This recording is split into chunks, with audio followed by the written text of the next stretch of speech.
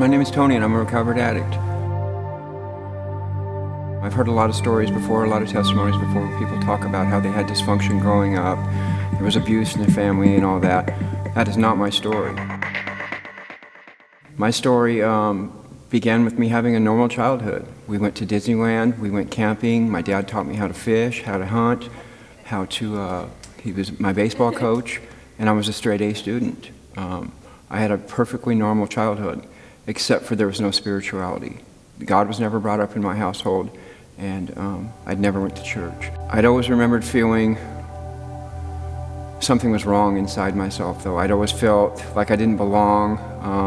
I'd be really shy around all my friends. I'd be shy around girls, and I just felt like I was missing something. I'd be alone in a room full of people, and I noticed that feeling from as long as I can remember. At about 14, I'd run across pot. I first started experimenting with smoking pot, and I remember that feeling of useless and being alone kind of disappeared when I smoked pot. It went away a little bit, and I felt better. And so I continued to smoke it more and more and more. And I continued to progress into other drugs. I started drinking at 15, and I remember the feeling when the first time I drank. It was amazing. I'd felt better. I'd felt like I belonged when I was drunk. So I tried to stay drunk all the times. If I wasn't drunk, I was stoned.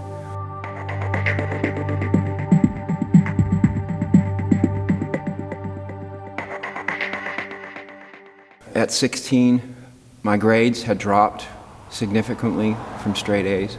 I was down to about a D student. I went to school maybe twice a week, and it was very apparent there was something changed in my life. And my dad confronted me about that one time when he caught me smoking pot in his house, and told me that I would go to school and I would not smoke pot or I wouldn't live in his house. And so I chose somewhere else, and I moved out of his house. About that time, I'd been introduced to methamphetamines, and I remember like it was yesterday the feeling that I felt the first time I did methamphetamines. I felt like I'd found my reason in life, my purpose. I'd found something to fill that hole completely, and I devoted my life to it from then on. I devoted my life to getting high, and anything it took for me to get high, I was willing to do. So I started selling methamphetamines at 16, and I moved in with a woman that was a couple years older than me, and she had a child a couple years later. She had my daughter, and we continued to sell drugs and use methamphetamine. And then I remember leaving her because we had gotten into an argument, and I walked away from my daughter also. And I remembered I didn't care about how she felt or my daughter felt or anything. As long as I could get high, that was all that mattered. Nothing else mattered. I remembered that it took the feelings away. Whenever feelings would come up, I could get high and they'd go away. I knew how to fix myself. And so I continued on my selfish path with selling drugs and doing whatever it took to get high until I was 26, and I was arrested by ATF, and I had picked up a distribution charge. They sent me to prison for 3 years in a United States prison, a federal prison. And when I went to prison, I didn't pay for my crimes. I learned. It was like school to me. I learned how to manufacture methamphetamines and how to be a better criminal. And when I got out, I definitely came out a worse person than I was before I went in. I remember the first time I manufactured methamphetamines. It consumed me. I found a new God, and I found a new purpose in my life, and I was willing to do anything to chase that. I didn't care if I had sex with my girlfriend. I didn't care if I spent time with my son. I didn't care if I ate. I didn't care if I slept. The only thing that mattered was my next batch. And my life continued like that for about 4 or 5 more years. And around that time, I discovered that my mom had started using, and so I didn't want anybody to rip her off, so I started selling to her. And we started using together, and we started committing crimes together.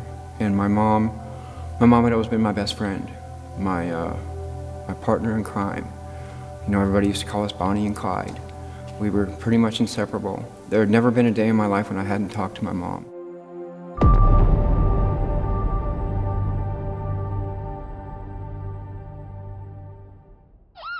I had got raided in a motel in Wood Village, and they had got me with a bunch of the precursors for manufacturing, and they had got me with a whole lot of charges of identity theft, because I had gotten involved in that too. And they took me down to the Justice Center, and the next morning I was recogged. With over 100 charges on me, I was recogged. And I remember my mom came and picked me up, and together we decided that it was best if I left town. And so we decided, she helped me move all my stuff up to Bend, and I moved up there with a friend of mine. On the third day I'd been there, we'd manufactured a batch of methamphetamines, and we hadn't finished it quite all the way. And we went out and celebrated that night, and we committed some more crime. We broke a storefront window in Redmond, and within 5 minutes we were arrested.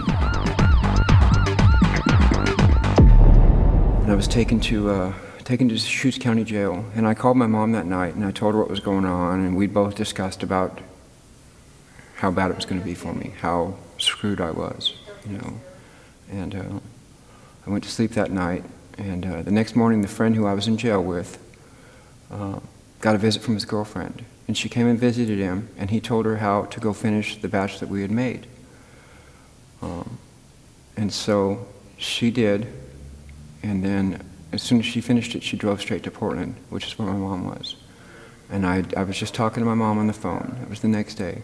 And I talked to my mom on the phone. My mom had told me, so-and-so's on her way, and she's got something. And I knew what that meant. And I talked to my mom on the phone right when she showed up. And my mom said to me, I love you, son. And I was on the phone with her. And it was like, because she'd always before, every time I talked to my mom, we'd always end the conversation with, I love you. You know, a real quick, I love you, or whatever. But this time it was different. This time she said it, and I could feel the meaning of it. She said, I love you, son. And I held the phone back, and I could see the words come out of the phone. And it was strange. So I said, I love you too, Mom. And that was the last time I talked to my mom. My mom died later that day, a few minutes after that, from a lie-induced brain aneurysm. And I had just manufactured what had killed my mom. That was the first real big consequence I had felt from my selfish and self-seeking behavior. That was the first time that I realized that maybe this wasn't the best thing for me to be doing. You know, I had never really thought about the consequences because they didn't seem that bad. Later that night, I sat in Deschutes County Jail and I cried. Deschutes County Jail isn't really the place you want to be crying because, I don't know, it's just jail. But I sat in Deschutes County Jail and I cried, and I couldn't stop crying. I just lost my best friend. Remorse, shame, guilt, those all became my best friends after that.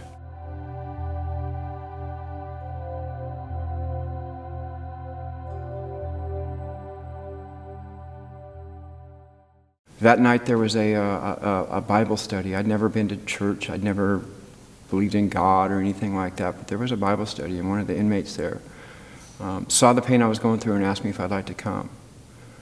And I was willing to do anything to make the pain go away. So I went to the Bible study with him that night. I don't remember any of the Bible study, but I do remember the people that came from the outside sat with me after the Bible study. I explained to them a little bit of what was going on. I didn't tell him the whole story because nobody was ever going to know that whole story. Nobody was ever going to know what I had done. That was the biggest secret of my life. And I remember them praying with me and asking God to help relieve some of my suffering. And I felt it. I felt a little bit of the burden lifted. That was the first time I'd felt Him in my life. I'd felt like a hug. You know, a warm blanket over me, to where everything was horrible, but maybe it could get better. That was the first time I'd felt that. And so a couple weeks later, I was released from jail under technicality. I'd gotten off the charges because it was an illegal search and seizure. And so I decided I was going to go try church. And so I went to a church. I'd always been coming, ever since all the times I'd go in and out of county jail, I'd always come in and out of the rooms of 12-step programs. And I never really heard anything that I was willing to do, because I'd always seen on the wall there was this step that said you had to admit it to other people and God what you'd done in your life, and I wasn't ever trying to do that. So the 12 steps weren't really the option for me at that time. I wasn't trying to tell on myself or anybody else. That's how I saw it, you know. And so I tried church, and I remember the first time I'd walked into a church. It was a small church, and I walked in and I didn't look very well. I just got out of jail. I'd had a couple days clean after running for a couple years. I think I was smoking as I walked up. And after I came in and I kind of talked to a couple of people, they made it very apparent that, or I felt like I wasn't welcome there. And you know, it seemed, I didn't know much about God, but it seemed kind of backwards to me. That somebody was broken, reaching out for help, couldn't find it in church, and it just seemed wrong to me. So I did what I knew how to do to relieve my suffering. I went and got high again. I continued to get high, and I continued to commit more crimes. That continued for quite a while. I kept going in and out of prison, in and out of prison, in and out of county jail. I'd get sober for a little while. I'd try to stay clean. I'd go into 12-step meetings. I'd see that word, admit, and I wasn't willing to do that. I didn't feel like, I'd always told myself, well, I'm sorry, God, you know what I mean, and that's good enough. Me and God already know what I did, so that should be good enough. And that was the step that always really kept me stuck. I wasn't willing to do that, and that's why I was really stubborn. That's why my suffering continued. February 13th, 2009. I just had 3 years sober. I had gotten some respect back from my dad, from burning him time and time again and coming out and saying, I'm sorry, I won't do it again. He had started to trust me a little bit again. My son was living with me. I'd had custody of him. I got my driver's license back after 26 driving suspendeds, and my life was getting better. I still had the guilt and the shame from the situation with my mom and all the things I'd done in my past. I still carried that every day, and it was really difficult to stay sober. And so after 3 years of staying sober, I wasn't in recovery, I decided that I could drink again. And that went really bad. Within a couple weeks' time, I was back to doing the same thing I was doing, and that was committing crimes, using methamphetamine every day, and not being able to stop. I could not stop. I absolutely remember watching myself from a third-person perspective, saying, I can't stop doing what I'm doing. And it was like I knew the end was coming. I could feel it right back here. It was like impending doom. And I knew nothing would stop me until the handcuffs came on. And I absolutely was powerless, completely powerless to do anything about it. People had reached out to try to help me. My dad was like, I know you're having problems. What can I do to help? And I was helpless, completely helpless. And there was only one person that could help me, and that was God. God enabled me to suffer, because that's what I needed. Pain is God's megaphone, is what C.S. Lewis said. And he had to play it pretty loud for me, because I had to suffer a lot in order to be willing to submit to find him. February 13, 2009, I was arrested on 10 cases of identity theft.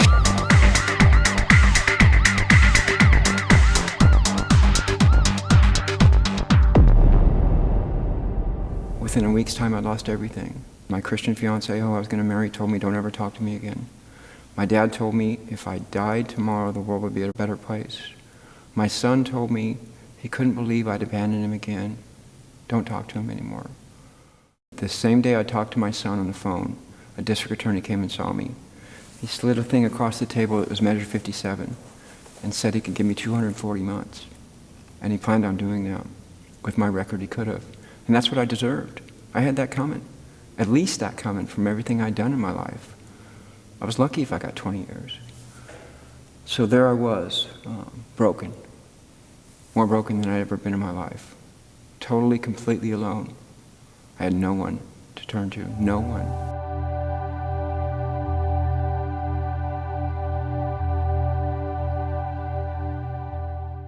There was a pastor that came in that day to the county jail, and I'd asked him if he could pray with me, because I remembered that God helped me before when I was in a jam. And when he came and prayed with me, I made my last plea bargain prayer I've ever made. I I said, God, if you get me out of this one, I'm willing to do whatever it takes. I'm willing to submit to whatever is necessary. I'll read the Bible, I'll go through the steps, and I'll see if that works, and I'm willing to try it. I ended up getting 54 months in prison. And there's a song that says, what if 1,000 sleepless nights is what it takes to know you're near? And I did 1,050 days. And every one of those days I prayed. And as I prayed, I continued to get closer to God. As soon as I was sentenced to my time, I read the New Testament, or the Old Testament in 18 days. I read the New Testament shortly after that, and I started learning a little bit about what Jesus was about. I dove into the 12 steps. I covered every single step all the way through step 4. And I had a 35-page inventory of the things I'd done in my life. Every single nook and cranny of my life I covered about the negative things I'd done in my life.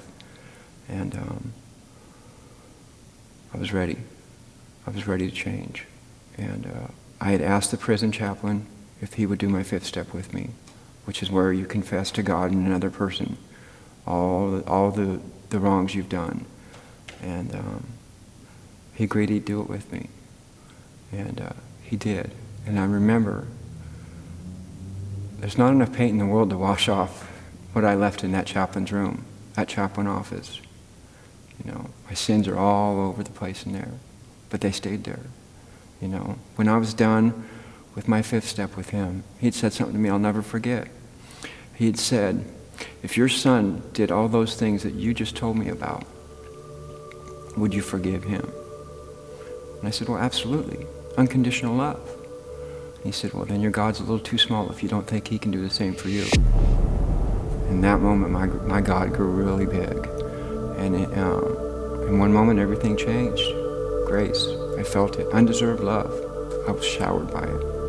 I was waterfalled by it. Redemption. Forgiveness. I felt it all at once.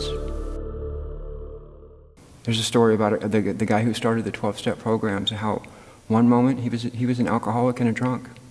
The next he wasn't. That was me. That happened when I did my 5th step. My life completely changed. And God walked into my life. Or I allowed God to walk into my life. I no longer was stubborn. Since that moment, some miracles have happened in my life. About a year after that, I sat with my dad in the visiting room, in jail, in prison, and I told him everything I'd ever done to him. All the times I'd lied to him, all the things I'd stolen from him. I told him the story about my mom. He didn't know about my mom. The story that I had done with my mom. Nobody had ever known that. You know, there was a few minutes there in that visit where it was an hour-and-a-half visit. I had thought he was going to either get up and sock me or walk out, and he didn't. And my dad is the perfect picture of the prodigal son and the love that he gave me, and he showed me when I came back. You know, my dad's the greatest man I've ever known, and our story is an amazing story of redemption and forgiveness, and it's just like mine and God's. I'm a new man. He's given me a new chance. You know, if I had what I deserved, I'd still be in prison for quite a while. I don't. I'm not in prison. My life is amazing today. Some things that I've got back in my life today, I've got my electrical license back. It's amazing. You know, and that was from doing the same thing with the electrical program, going in there and being humble, making amends, telling them I was wrong. And this is what I've done. And I'm willing to suffer any consequences to try to make it right. And they gave me my electrical license back. I've done the same thing with my son. My son and I have a beautiful relationship today. He's 16, so it's as good as it can be with a 16-year-old son. But my daughter, who I walked away from when I was 22, she's been sober since the day I made my amends. I hadn't seen her in 20 years. I devote my life to changing people's lives. I have 6 sponsees in my life, and I try to help them walk through the program. I have a sponsor who's got 24 years, and he's the most amazing man I know. And it's just, my life is beautiful today to be redeemed.